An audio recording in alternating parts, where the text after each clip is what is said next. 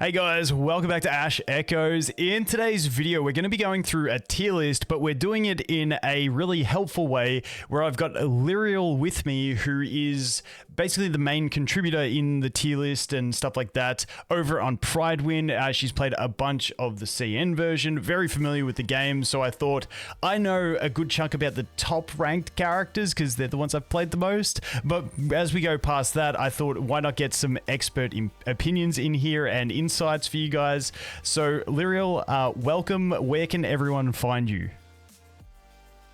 Hello everyone, Liriell here, and today I have the privilege to do this collab with Vulcan. Thank you so much for inviting me. No worries. I have a YouTube channel. You can find me at Liriell H. The link will be in the description probably. Yep. And that's pretty much it. I'm not much of a person of they kind of use social media, so you probably can find me on Discord or in my YouTube channel. Beautiful. So we're going to dive straight into it, going through the tier list. I just thought we'd go through some quick disclaimers at the start, talk about, there's a lot of things that are definitely viable in this game, and the game's combat systems are so deep with your reactions. You've got obviously placement and movement that's going to come into action, blowing things away, keeping enemies away from areas.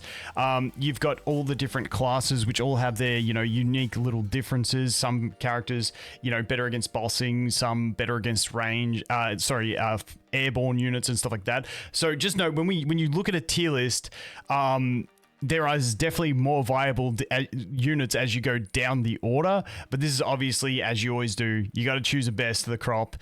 Is there anything else you wanted to add to the disclaimers on that one? I think I would like to add that this is my general opinion on tier lists in general, not only for this game or for Prideland's tier list, but if you can scroll to the top real quick, this is my general advice for anyone looking over any tier list.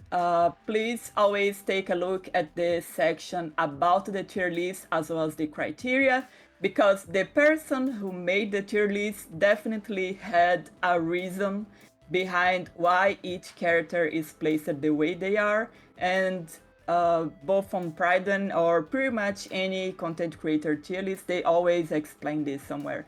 So instead of blindly picking characters just because they are on the top of the tier list, I'd say take a look at this first and see what each thing means, especially in a game like Ash Echoes where team building is more important than individual character power.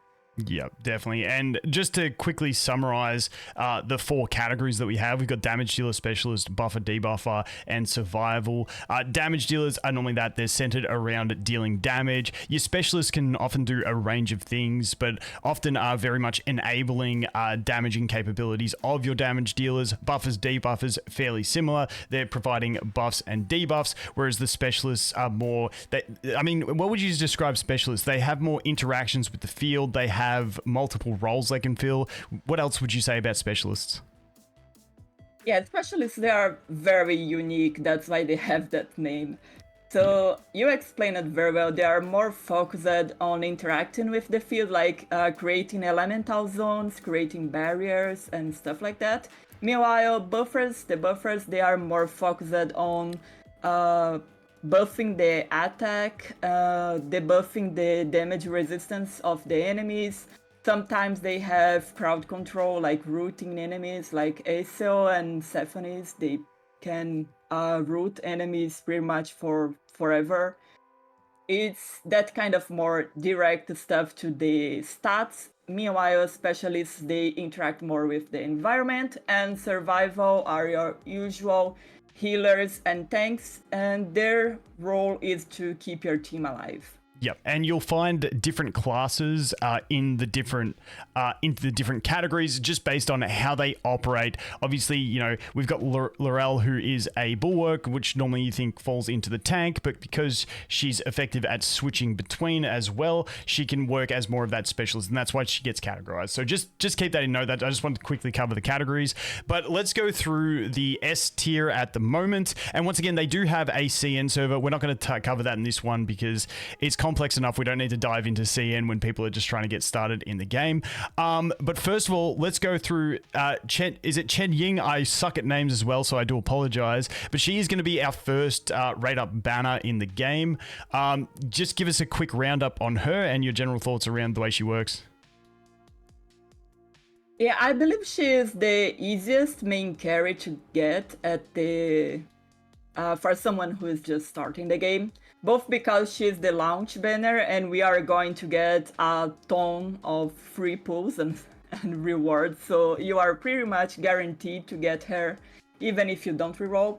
But also because she can cover pretty much anything. She can every time she summons her drones, her drones can both focus on only one target, or they can spread out and cover a wide range of targets, and they last pretty much forever. You can have an army of drones on the field since she's a summoner character. So you can deal with anti-air enemies, if you can deal with ground enemies, you can bring her for boss fights, for elite enemies, for any content. Her ultimate covers a big area, so she's very good for burst windows as well with her ultimate. And she's also a very forgiving character, because one thing we have in Ash Echoes is the limited amount of skill uses. And like, if you mess up and you spam your skills a lot at the early stage, you will run out of skills to use later, and this can become a problem. But in her case, Sen, she has 8 skill uses on her active skill, so she's a very forgiving character in that sense. And finally, she is a physical element character. Yeah, and so physical element, it doesn't have any special reaction, but it can still get benefits from the other reactions. So let's say you place her in a vaporized zone, she will take less damage. Yeah. Yeah, because when we look at the elements that we've actually got in the game, we've got corrosion, which doesn't have elemental reactions. Fire, ice, lightning, and water are the ones that actually have the interactions. So there's the 4 elements that actually cause interactions, and then the others are standalone to what they provide. Is just the basics there. Yes, those physical, wind, and corrosion, they all do their own thing. And for this reason, physical is a very easy element to pick up at the beginning because it's very straightforward. You don't have to think much, you don't have to read much. I know that's a problem that many people find when they start this game. Oh no, I have to read so much. Yeah, it is, and that's something I found with the game. It is very complex early on, so that's what I did like about the physical characters. It's like, okay, I ain't stressed about all the extra stuff. It's like, okay, she summons a bunch of drones and she does a massive AoE that hits just about everything. I'm good. She's thumping in the damage, and we're pretty cool with that. But I think that's the great thing about her. She is a very good new player character because she's very simple, and you know, it allows you to just play the game and enjoy it for what it is and expand your knowledge on reactions and everything else later on down the road once you've got the basic understanding of not only the core systems but the core combat as well. Jumping on to Syros, and once again, I'm probably going to say every one of these names wrong, but that is my basic vocabulary.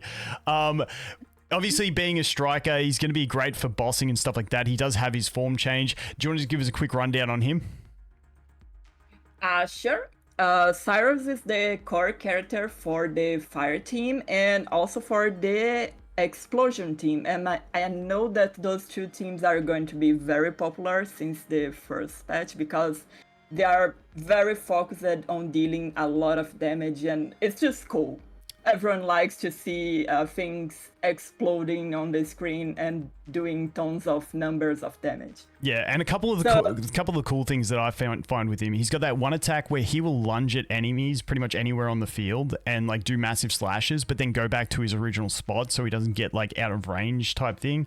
And then he's also got the fire zone that he can place, and those are like two like key aspects that I noticed when I was playing him that really like stand out when you play him.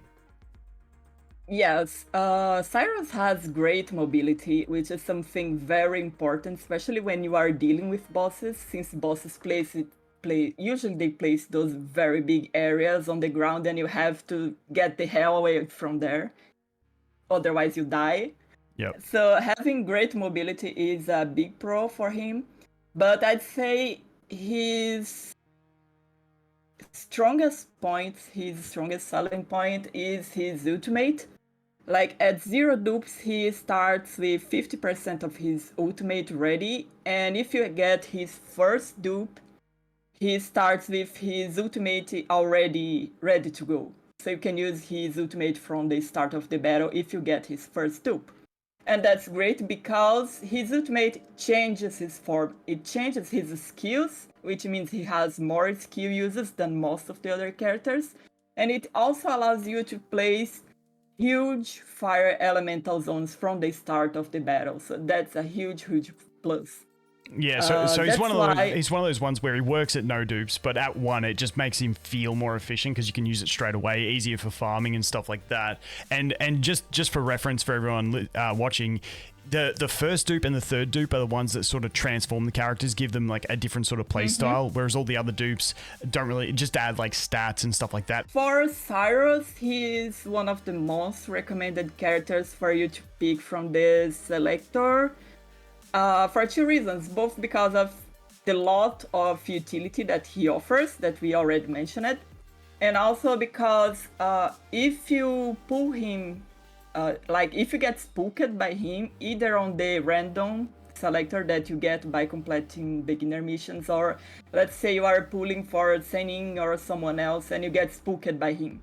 Then you can use one of the 2 free selectors to get his first dupe, and you will immediately have this big quality of life of having his ultimate ready from the start of the battle. Yeah, so that's the one benefit to him is because we do get the 2 selectors. One comes really early at 30 pulls, one comes at 300 pulls. If you use that early one on him, then you're not threatened by the fact that a couple days later you'll get a random one. And if you do hit him again, well, at least he's good with that 1 dupe, and it's really beneficial to him. So, yeah, really solid. The next one, now we'll jump into the specialists, and we're going to talk about Luke first because you just spoke about picking him up as your first. I think Luke is another one of those ones that's a good option for a selector if you're going to pull for Sen, because they build just a really good core around the physical element. Do you want to just give us a roundup of Luke? Plus, he rides a scooter, so he's cool as hell. Yeah, so I really love Luke's design because he has this extremely powerful power that he can manipulate space. And he uses that to be a delivery guy, and I find that great and very, very funny. Yeah, so, his animation's sick. He can summon a lot of turrets, and he can also summon a lot of barriers.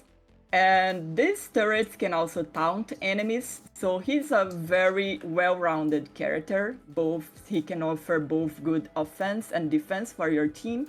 And barriers, they become very important in the game when you are dealing with endgame content, because there is a lot of AoE damage, splash damage, both to your terminal and to your characters. And your tank won't be able to cover all of that. So if you can have barriers to help, they are very, very helpful. I don't know how to not sound redundant. Yeah. In case you guys didn't pick up, barriers are helpful. Just kidding. Yeah, and that pretty much sums him up. I think he's one of those versatile characters, and like I said, I think he's not a bad option as well if you're pulling for Sen, to go ahead and build a team core around those. For me personally, when I jump into my account, I'm kind of tempted to try and save the 30 selector, but my other option is maybe I'll just use the 30 selector on Saros. and then whoever I get from the random, cool. And then at my 300 selector, maybe then I pick up the Luke. What do you think about that kind of option? I think it's a great option because even outside the summoner team, as I already mentioned, Luke is very versatile. Since he's a physical character, you don't need to worry about him messing up elemental reactions, so you can place him in an elemental team and he won't mess up anything there. And he will still do his job just fine. He will do damage, he will place turrets, he will place barriers, and just be great overall. Yep. And then for Liriell, she's actually our first standard radar banner. We've got the first, what I call first appearance radar banners, which is going to be Sen. And then we've got the standard banner character radar banner, which is going to be Liriell. She's going to be the first one. She's one of those very versatile swaps modes in a pinch. And once again, just like specialists, they're very unique. Do you want to give us a quick rundown on Liriell? Okay, so on her offensive mode, she makes all allies deal extra damage, which is already great. And in her defensive mode, she can redirect 30% of the damage that all allies take to herself. So that means she's protecting the team wherever anyone is. That's very great, especially if you are a new player and you are still getting used to positioning and stuff like that. And she's also very tanky and she has good damage, so it's the best of both worlds. The only thing you need to worry about is when to use each of these modes, but I think it's very intuitive. Like, if your team is doing good, you keep her on the offensive mode so everyone deals more damage. If your team is dying, you swap her to defensive mode so people take less damage. It's very simple and straightforward. Yep. She also works by herself because corrosion is another element that works by itself. So just by having her in the team, you are gonna have a corrosion bar on the top right of the screen. And every time that corrosion bar hits 100, a corrosion blast will occur, and that deals damage to all enemies in the map, and that's also very good to have. Yeah, and the way I would summarize her is very universal, because she can play offensively, she can play defensively, and then corrosion is very self-sufficient, so she's always going to be offering something to the team no matter what you slap her into. Yeah, I personally consider her the best tank in the game. Like, Honshu is obviously tankier than her, but Liriell, she's more versatile, you know? You can slot her as the front line in any team and she will work. Yep, 100%. And let's jump into Freda, who people might look at this and, okay, we've got our first 5-star that's in the S tier. Once again, another one of those characters that's just kind of does it all. Do you want to give us a rundown on Freda?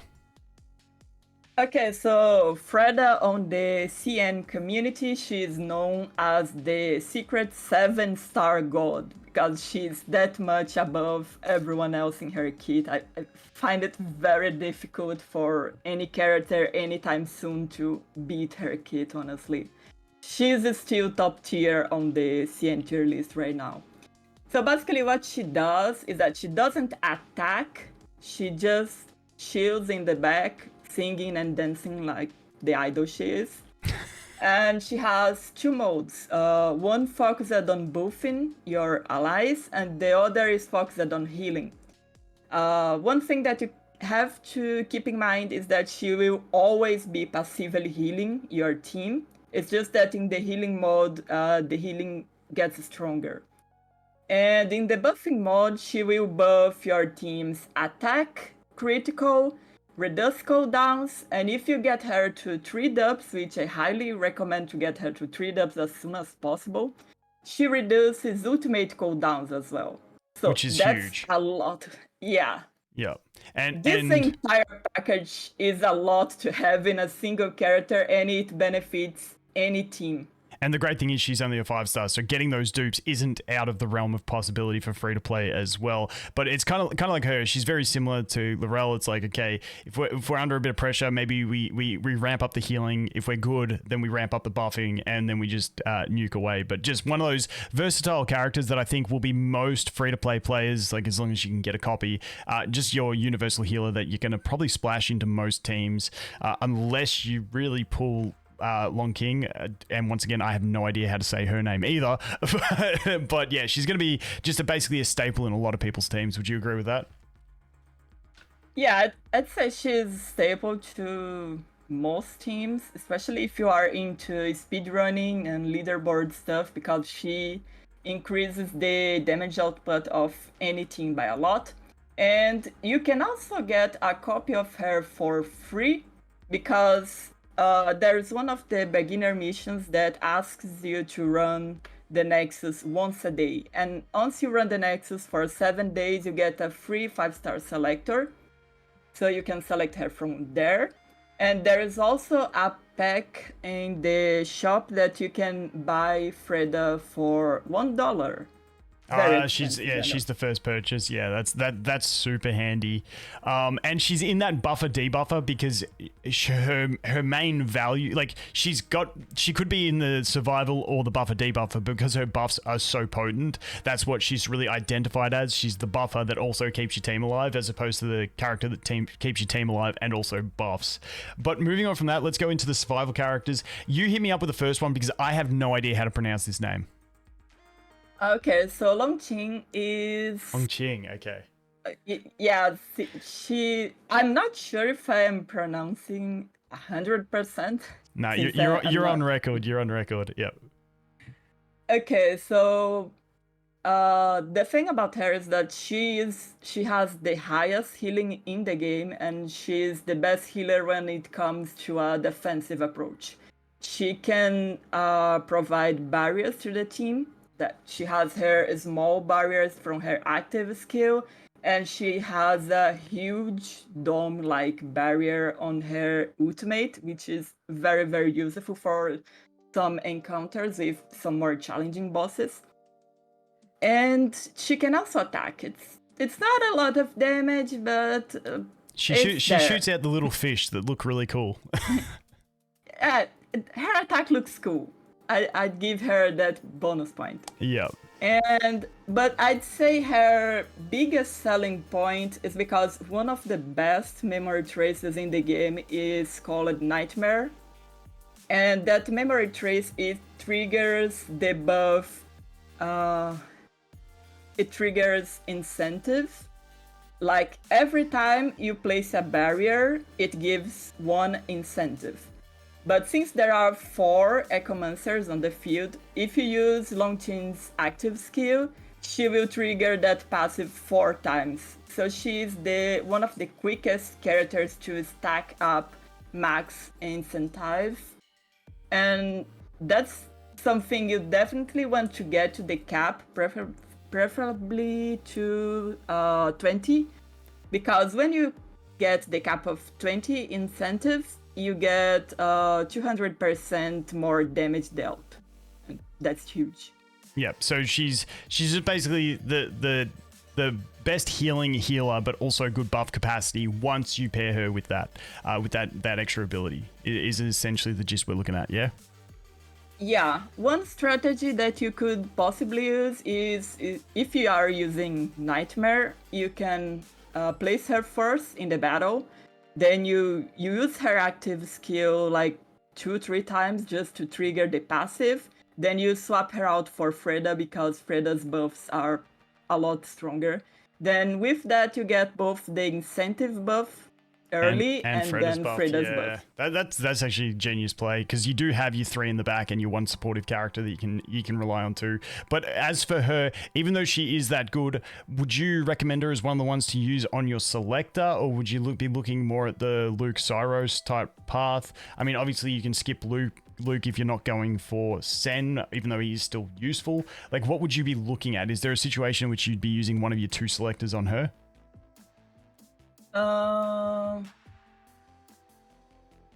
I used it when I started playing, but nowadays, after using Freda so much, I'd say only go for her if you get the Nightmare Memory Trace.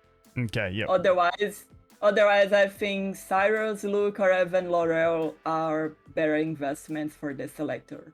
Yep, completely. All right, and next one is Mo. We'll do a another advanced like sort of look at Mo, and then we'll kind of speed run through the A and B tiers. And I think that's how we'll play it. So obviously she's just like the tankiest tank in the game, with a lot of displacement. Is that kind of your general summary? Yes, that's correct.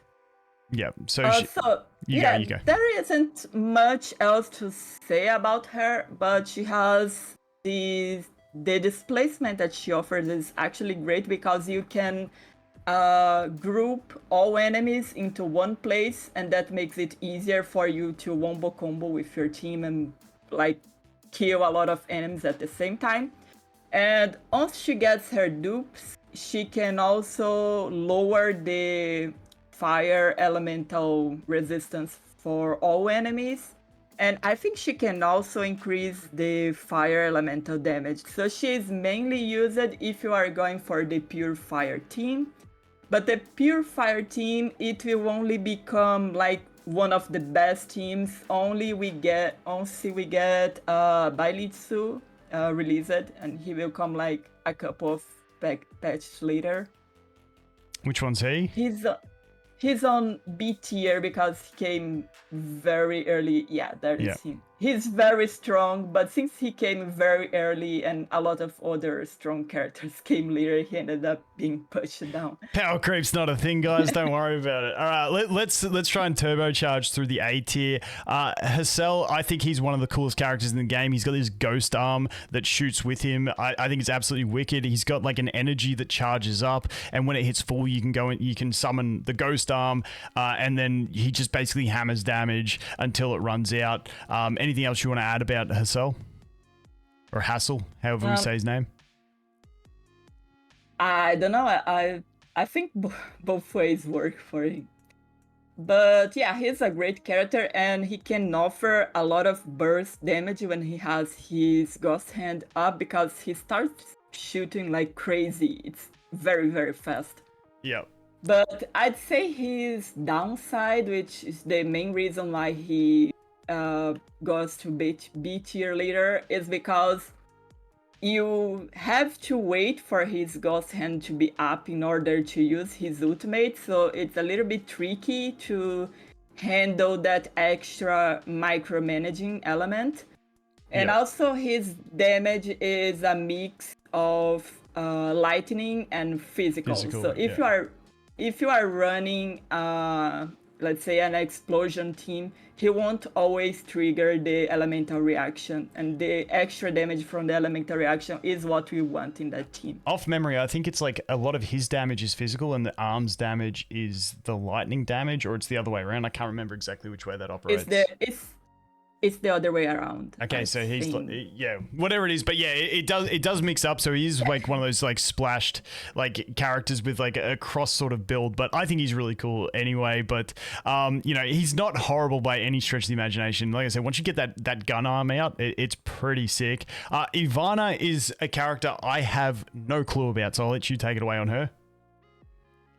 She's more focused on AoE damage, and she's great in wet environments.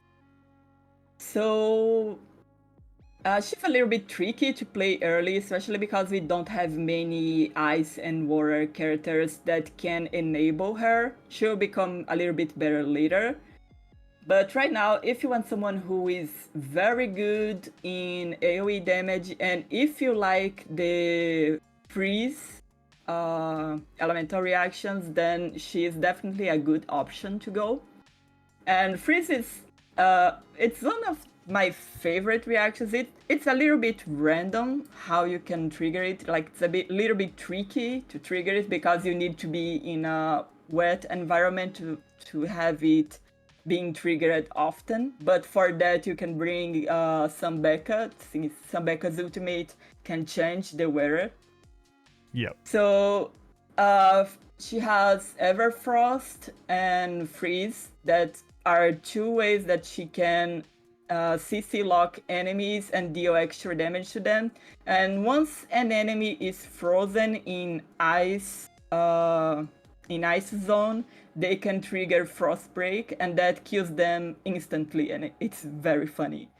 Obviously, satisfying, yeah. It's very satisfying, especially since she has such a huge AoE. So when you trigger that huge AoE and insta kills everyone, it's extremely satisfying. But unfortunately, Frostbreak doesn't work with boss enemies, so don't expect her to be the best pick for a boss. Yep, and which is awkward because she is a striker. Normally they have the amplified boss damage, but obviously she's looking at more at the AoEs, which makes her a little bit awkward compared to like something like Cyros, who really does specialize in his path. As for Lydia, now Lydia's up here as another 5-star viable damage dealer. I'd say a lot of people probably won't need to resort to Lydia if that's what I could say, based on the fact that we do get 2 6-star selectors. We've got Sen on the first rate up banner. We also get the one random one. I feel like there's a lot of damage dealing options you can get outside of her. Is there any situation in which you would take her over, having one of these other units? If you are investing in the explosion team, I personally prefer her over Hassel. Yep. Because her damage is pure lightning damage. And so that would be like sort of her with Cyros in a team together? Would that be the kind of play you'd be looking at? Yeah. So either for the explosion team or for the electroconduct team, I'd say she's better because her lightning damage is more consistent. Or if you pair her up with Felicio, he can increase the attack speed of everyone. And it's a huge boost in attack speed, and that's also a very good combo because her basic attack creates coins on the battlefield, and those coins increase the damage she deals with her skills. You can also pair her with Begonia, who is there in B tier. She deals a good amount of damage as well, but she can permanently buff the attack speed of your allies as well. In the Liriell dedicated guide that I've prepared for Pride, we do have a team for beginners that has Liriell as the tank, and then Lydia as the main DPS, Felicio and Begonia, because that does insane attack speed, and it's a very fun team to play. Just hyper attack speed type buffing team. I like it. I like those kind of strategies. Let's jump into specialist Sembeka. Now, she is, in my opinion, just a really versatile character. She can change the weather, she can bring the rain, and then she also gets the lightning down to then have the interaction on the wet area. She has her skill just blows enemies away, which is really useful for keeping them off of certain areas that you need to in some situations. Anything else you can add to it? She's just one of those really universally feels like a solid character in any situation where you need, especially the knockbacks. Yeah, she's a very versatile character that you bring mainly for her utility and some of her buffs, but she basically can enable most of the elemental reactions by herself. And it's one character alone that can use wind damage, water damage, and lightning damage. And I think that's already a lot. And she's, to this day on CN, she's still the only character who can change the weather. And as I already mentioned, some characters like Ivana, they rely a lot on the weather, so she can be very useful for things like that. And her hat looks amazing. It looks like a frog. It's crazy. It trips me out every time I see it. Yeah, it's funny. She is based off a frog, so if you see her Ascension 4 character art, she's under those huge leaves, like in a pond, looking like a frog herself. It's very funny, and you can grab her for free right now. Yeah, through the Discord, the event. I'll cover that in another one. Moving on from that, we've got Foray and Fernie. Now, I don't know these guys too greatly. I do have them. I played them a little bit, but give us a quick TLDR rundown on them. So basically, their main use is to create water zones. That's basically that. And they are kind of good at breaking barriers as well, but that's very niche. So you basically only bring them to create water zones, but they will get replaced later with Uni. And you can also bring some Becca to help with water zones. So I'm not a huge fan of them. I know that they are good enablers and they can also contribute quite a bit, but it's just my personal opinion. I'm not a huge fan of them. Yeah, and then Tong.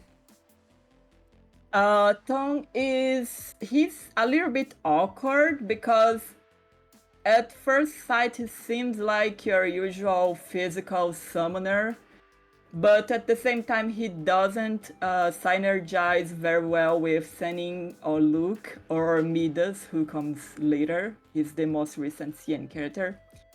So he can do a lot of burst damage as a physical character, so he's a very good character to just place there and deal damage. But lacks the high ceiling because of the synergies, and you've already got Sen and Luke that synergize together. Yeah, but since he lacks synergy or anything to make him really stand out compared to similar characters, he ends up a little bit below that. Yep. And then Felicio, we spoke a bit about him earlier there for the high attack speed buff. Is that sort of the main identifying factor of him that you would look to? Yeah, so you bring him for his high attack speed buff, and when you use that buff, he also has a map wide. What's the word? Let me try to remember the word. He intercepts projectiles. So there are some stages that you have a lot of bullets going towards your team, a lot of projectiles, so you can use his buff to wipe all those projectiles and, well, increase the attack speed of your team. Beautiful. And then we've got Zodovan. Dude, I have no idea. She's just a sort of the next dedicated healer under Longqing. Is that the basic, does she offer anything that would make you take her over Freda or Longqing? She can offer a few buffs, especially they are more focused on increasing defense and damage reduction. And she also actually does decent damage herself, both on her auto skills as well as her ultimate. But when you have to compete with Freda and Longqing, that's very... It's just a tough one. It's a tough situation. Yeah, it's tough. That's all right. So as we go into the B tiers, the first thing I want to quickly mention is Tian and Yuki, or Yuchi, I don't know how we say that, but these two are going to be your free-to-play tanking options if you don't end up getting a Liriell or a Mo. I feel like that's pretty much what you're going to default to on these two options, and I think these are the two down here that most people will see usage with in the early game, especially. Once again, keeping in mind we get one random 6-star, 2 selectors. We got Sen as the first rate up banner. We got Liriell as the first standard rate up banner. So we do have a lot of these, even though it may look heavy in the 6 stars at the top, you will get a few of them. But then we've also got our good 5-star options, especially with Freda. You got Sembeko, who is a fantastic one that we'll get for free as well. So you may not end up needing to delve into a bunch of these characters, but I think the two that you may need to is Tian and Yuki. Yuki being more of the raw tanking type tank, and Tian having more of the shielding and protective type aspect. And I believe his ultimate is a heal. Is there anything else you want to add to these two? Yes, there is one thing that I want to add. Yuchi is currently the only character who can trigger the memory trace My Vision is Clear. And that memory trace is core for the Electroconduct team because by triggering it, you give your team plus 100% damage. Yeah, that's huge. So yeah, if you are making a team of electroconduct, which is water plus lightning, then definitely bring him as the tank and bring the My Vision is Clear memory trees. So a free-to-play That's all. team for that would look something like Sam Becker, Lydia, him, and then Freda. Would that be something you'd be looking at? Yeah, perfect. Yeah. Besides that, Boss is there. Dude, I couldn't believe it when I first saw it. I was like, what is Boss doing there? You explain Boss. Okay, Like don't go rushing to build Boss off the bat though. Don't look at Boss and go, oh, that's cool. Like this is more of a end game type specialist unit, isn't it? Yes. Actually, if these were tier list focused on speed running for the leaderboards, Boss would be S tier. Yeah. Because Boss is in every single strat for speedrunning for the leaderboards.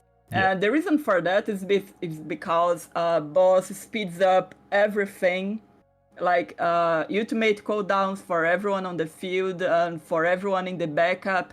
Your terminal skills deals a bunch of damage and then she dies. That's what she does. She speeds up everything. Then she dies, and you place everyone else. Yep. So once again, one of those characters that everyone will probably end up building in the end game, but don't worry about it for the early game. Is there anyone else you really wanted to highlight down here? Because I think we've been recording for about 40 minutes. Is there anyone else in these lower tiers that you want to make special note of? Or are you pretty happy with what we've gone through so far?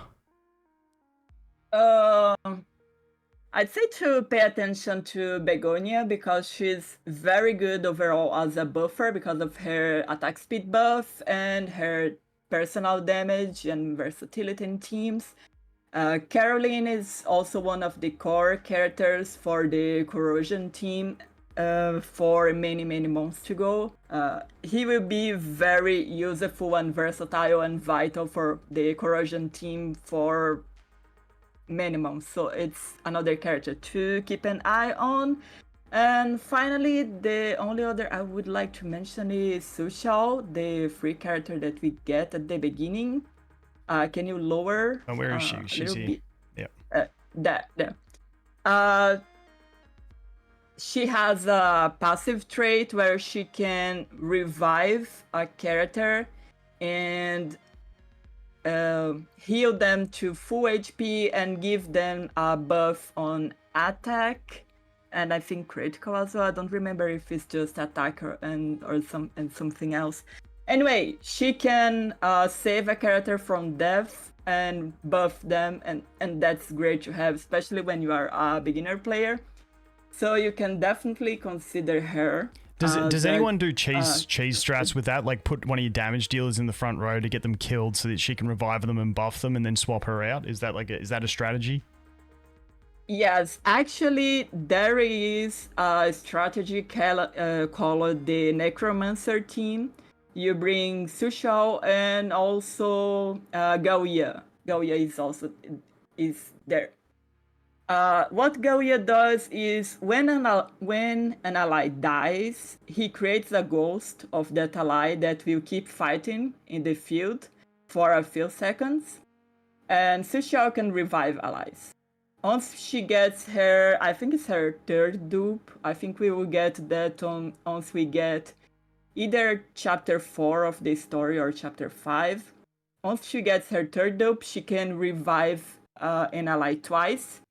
So you have this Necromancer team strategy where you place your main DPS as the front line to die, and then you get a ghost of your main DPS fighting as an extra unit, and Sushao revives them so you don't lose them. How long does the ghost fight for? It's 10 seconds. Oh, they keep fighting. The spirit keeps fighting for 10 seconds. There we go. So it is on a dupe. It is on a dupe, but that's pretty cool. Yeah, with 50% increased attack and 100% increased attack speed. Yeah, that's pretty sick. I love those sort of cheesy strats. I think that's wicked. Yeah, so there is more detail on the Necromancer team in the sending guide that I have there in Pride One. So There is a description explaining how this works, as well as the recommended memory traces. I try to give only free and easy to obtain, but still good and useful memory traces for these beginner teams. Yep. Beautiful. So that just to make them more accessible for everyone. Definitely. Like I said, was there anyone else that you wanted to go through, or is that pretty much it? I love the cheesy strats. I think those are always wicked. Is there anything else of note, or are you pretty happy with it? Because there's a lot of characters if we go deep into them. Yeah, pretty much every character can be good. It just depends on how you are building your team and what are your needs. So I'd say for people to not be afraid of trying and experimenting, because who knows, maybe you come up with some wicked but fun strategy. Definitely. And yeah, I'd say for people to not overthink on their first few days of the game and to just enjoy the game and experiment stuff. I think the best thing about this game is that it has near infinite possibilities with all the combinations that we can make between characters, elemental reactions, memory traces. It's a lot to go through, but that also means that you have near endless time that you can spend experimenting and having fun without getting bored too fast of the game. Yeah, don't feel like you have to be a meta slave. Feel free to experiment, and you're still going to get through and get most of the stuff you need to do. And hey, if it doesn't work out, just become a meta slave and GG's. But that is going to be it for this one. Liriell, I really appreciate you coming on. I really appreciate all the help you've given me with understanding the game behind the scenes and stuff like that. Like I said, she is the one doing a lot of the legwork on Pride Win around the game and stuff like that. So definitely go check out her channel. That'll be linked in the description. And yeah, thanks again, Liriell. Really appreciate the help. And thank you for inviting me. No worries. All right, guys, that is going to be for this one. As always, thanks for watching. I hope you have an awesome day, and I look forward to seeing the next one. Cheers.